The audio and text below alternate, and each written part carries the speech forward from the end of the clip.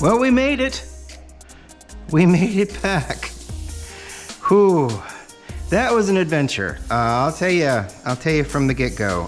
That was an absolute, incredibly amazing adventure.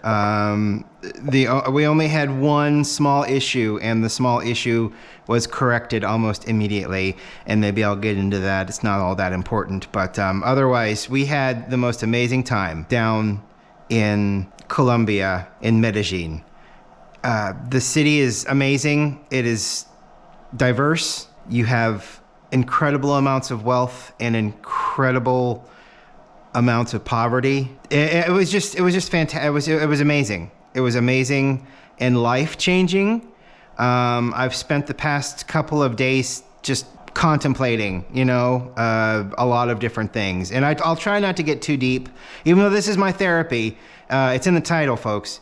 But we're going to take a couple of days here, probably this week and maybe even next week, a couple of days, just talking about different things that come up in my head from what we experienced. I want to start, though, with what I believe was day 2. We had a Monday where we did some stuff, and then Tuesday we went to the coffee farm.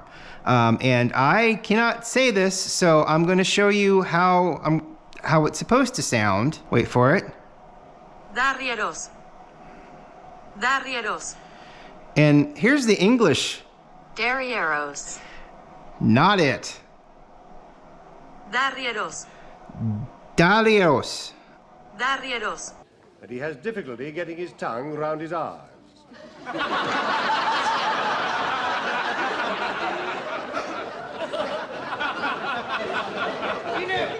I would have thought it was just a matter of practice. Darrieros. And that's not really even a rolling R. It's more like a just single drum beat R. Darrieros. Anyway, so it is a coffee farm just outside of Medellin. I believe it's on the northwestern part of Medellin. And I'm going to show you a shot of us going through a tunnel. Going in and coming out of both sides of Medellin, basically from the airport here and into the coffee farm that's up on this side, is tunnels through mountains. And the tunnel from the airport into Medellin was 20 kilometers long. So you were under a mountain for almost like 20 kilometers. And then the tunnel up north to the coffee farm was about 4.7 kilometers long. It was just nothing I've been through a mountain. I think it was in West Virginia, coming back to Ohio, up 77, I think, maybe. But that's, I don't know, I don't even think that's a mile, is it? I don't know. Just miles of tunnels. And then you get into Medellin, and Medellin is a bowl. And it is a bowl sitting at 5,000 feet above sea level. And the mountains beside it are higher up than the 5,000 feet. I think one of the highest mountain peaks in Colombia is 17,000 feet. So, I mean, we still had a distance to go to get up to the top of everything. So, but we were basically in a bowl. Jose, and Daniel, who are basically our guides and our guardian angels and our lifesavers, and a very, very, very, very dear friends now that we've met them in person and have been able to hang out with them. And they gave 4 days of their lives tirelessly, although very tired from also working, giving us an experience in Medellin. I've got pictures from the coffee farm, and we'll talk about the coffee farm first, and then we'll go into other things that kind of came up during the week here. We'll try to keep everything compact. I don't really want to go over 20 minutes. That's not fair to you folks. I know you guys want to watch these things, and sometimes 20 minutes of your time can be daunting.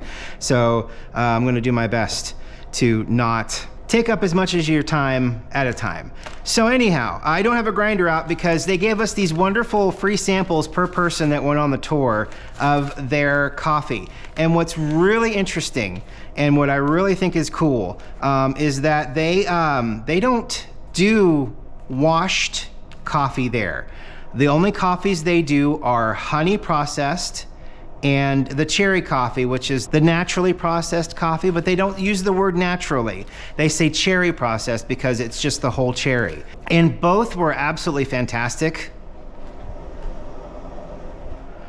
The whole experience was a lot of fun. I actually got footage. I didn't want to tape the whole thing. I thought that kind of defeated the purpose of being there. But I did want to catch where he actually made the coffee himself to see how he, what he did and all of that. Just because I thought that would be fun and interesting. And it was. And we tasted a bunch of different things. Like they have a tea, which we got. We got a big bag of their tea here, which we need to get some lemongrass, because this with lemongrass and sugar tasted fantastic. It was absolutely amazing. This is the stuff from the leavings from after the coffee is processed, basically. It's a lot different than the stuff that I had gotten from Puerto Rico, the tea that I got from Puerto Rico, that coffee farm. Because this is very ground up. The other stuff came more like, here are actual full leaves and full berries, and oh look, here's a coffee bean that's not processed. So this is definitely more ground up and fine. So that'll be interesting. I haven't gotten into it yet because I don't have any lemongrass. That's the way they made it, and I want to make it the way they made it.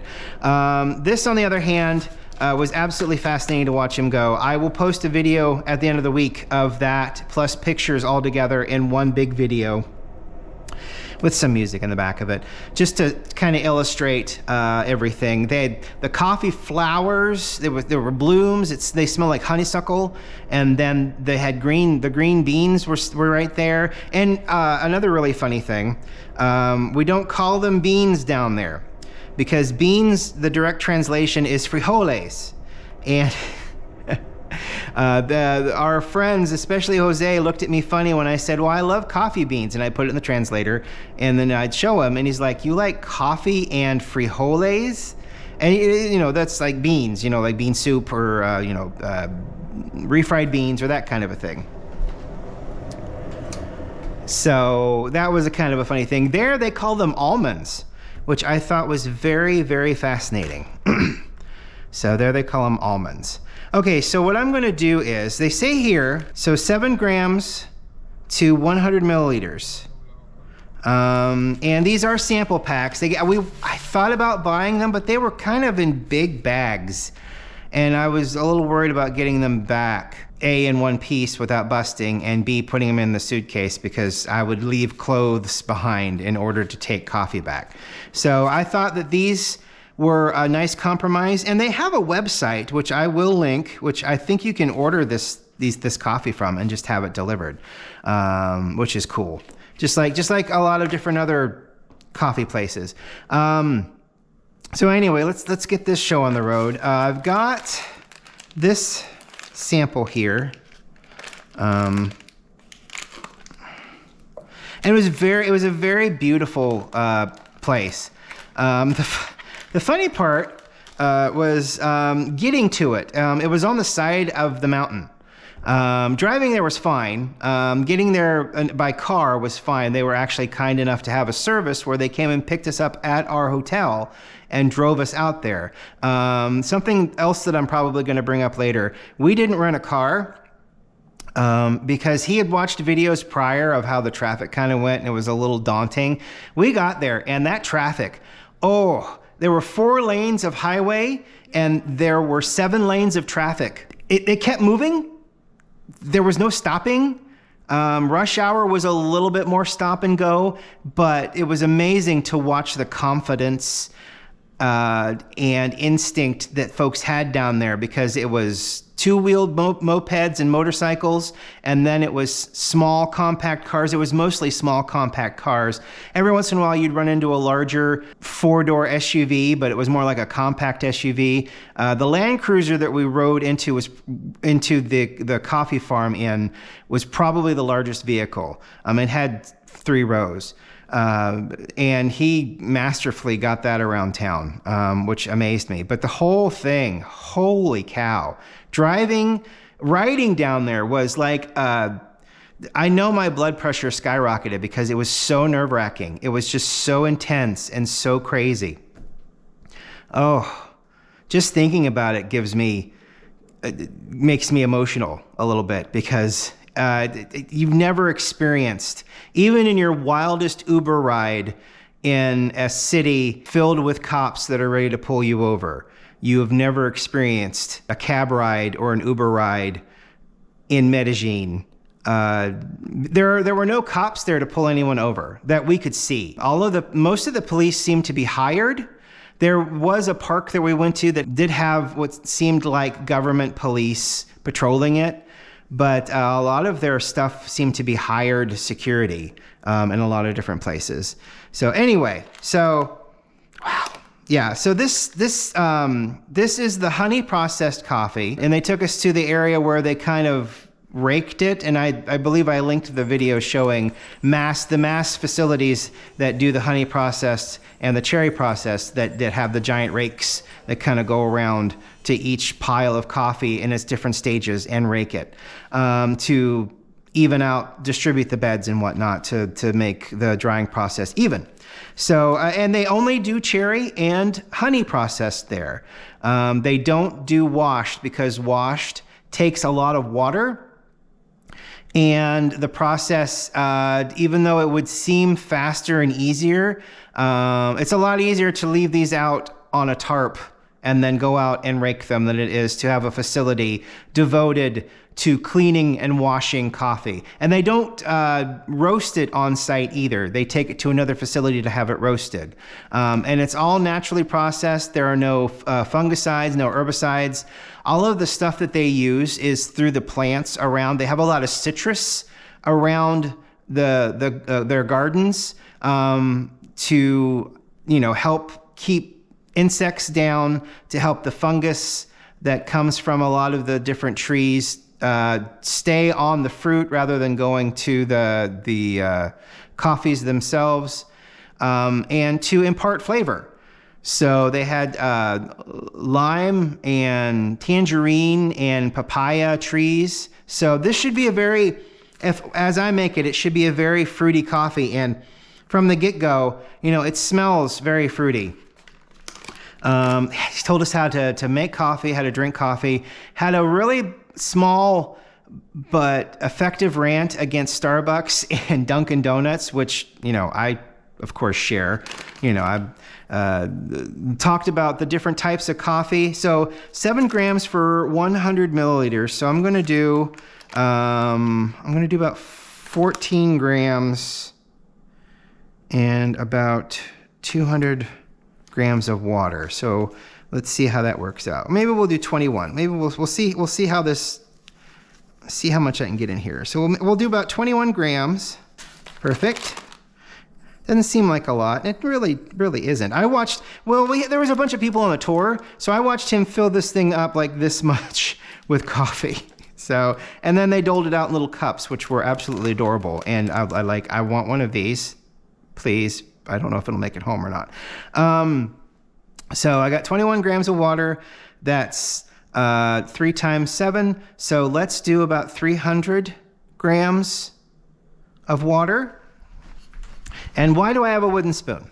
Well, one of the big things that he talked about was how they don't want cream or crema. So, out of all the people in the world that can be like, use the word crema, and not be like, chastised for it. He used cream. So, and the cream in this case is the gases that escape the coffee. The thing that we don't want is we don't want those gases escaping en masse. We want the least amount of gas coming out of this coffee as possible, which I thought was very interesting because, espresso is all about the crema. And that's all about the gas, the frothiness of the top, And in this case, they did not want any of that in the coffee. So what we're going to do now is we're going to use this spoon, and I'm going to try not to press weight down. And we're going to use this spoon as a guide. And he said wooden spoon, don't use a metal spoon. You'll impart the flavor of the metal. Don't do a plastic spoon. You'll put the chemicals from the plastic spoon in here. So what we're going to do is we're going to take this wooden spoon. Well, actually, first we're going to bloom the coffee a little bit here. We'll put in about, okay, 50 is good. We'll let it sit for a second and let it wake up a little bit. The smell is amazing. I'll tell you what, I am not in shape in any way, shape or form. And holy cow, we were already at 5,000 feet. Breathing was fun, which really, we didn't really feel it that much. We didn't exert ourselves enough. We walked to a lot of different places that were around the hotel, but we didn't really exert ourselves that much. All right, so I'm just going to add this until I hit 300 grams. Like I said, this doesn't agitate the coffee.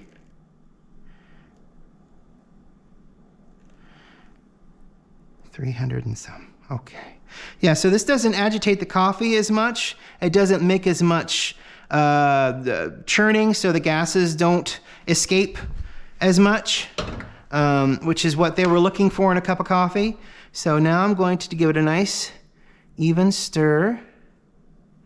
Now, the one thing he did that I'm probably not going to do is he did do a press on this, and I thought that it would be fun if I didn't if I just did a strain rather than a press. He did show, pressing down, and that was cool and interesting. But see, there's very little foam coming off of the coffee now, so that's ideal. Apparently.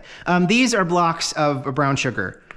I don't know exactly what to do with them. I suppose I can bust them open and take a little bit and put it in the coffee once I've tasted it without it. The fun thing I thought was really cool is that they were like encouraging people to drink with sugar. Coffee with cream is great. Coffee with sugar is great. They ran a plantation.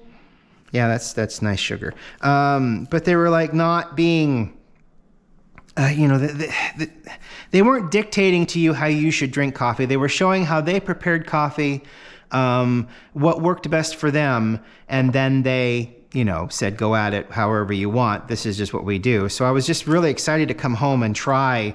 I like the going down the spoon thing. I like the fact that they don't want a lot of cream coming out of the coffee. They don't want a lot of gas escaping from the coffee. He said that's a lot of flavor that's being removed. I don't know if that's true or not. I honestly don't. All I do know is that this is what the person that grew and processed our coffee that I'm drinking right now says that's what they do. So cool. Let's try it, So I don't know if that's actually a thing or not, but I'm anxious to give it a try regardless. So I'm gonna let this go for another minute.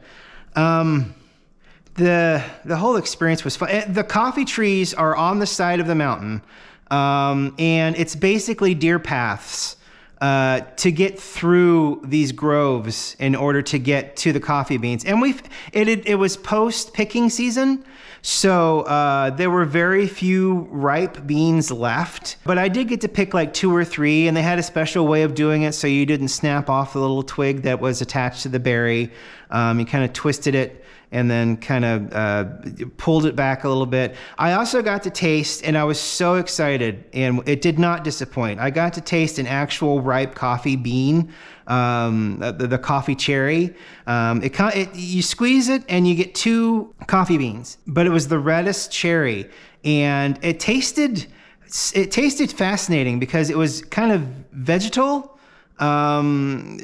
There was sweetness to it, which had kind of like a fruit, kind of not like a raspberry, but like it just had this really subtle sweetness to it. But the rest of it tasted very vegetal, kind of grassy, I guess is one way to say. It was just a fascinating and wonderful experience.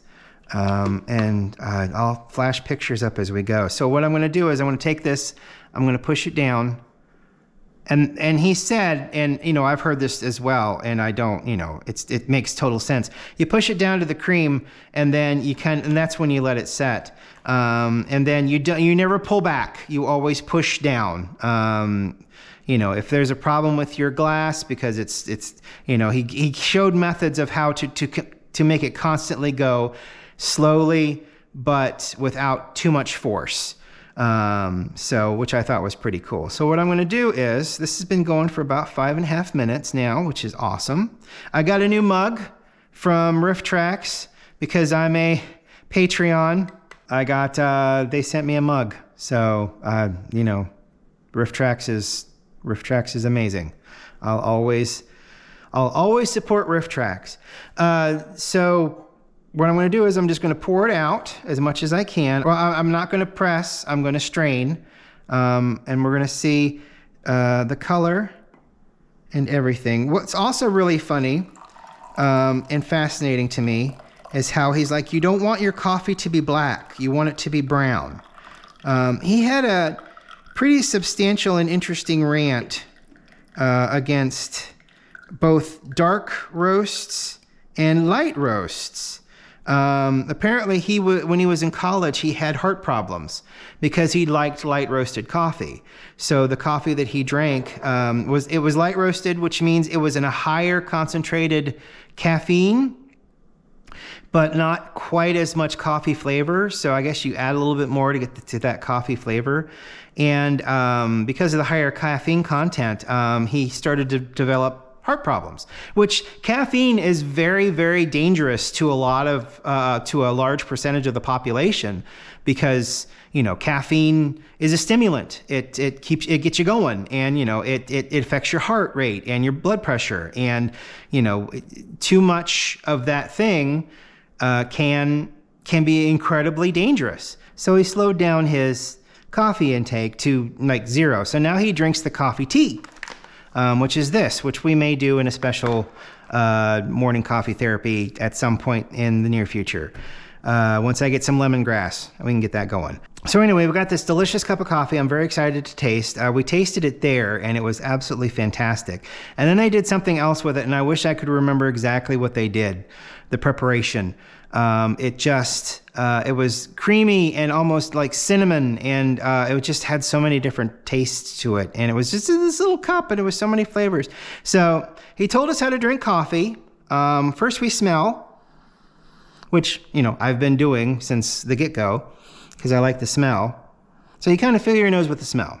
And then you take a sip, and then you do slurp thing. Which, oh gosh, oh, wow.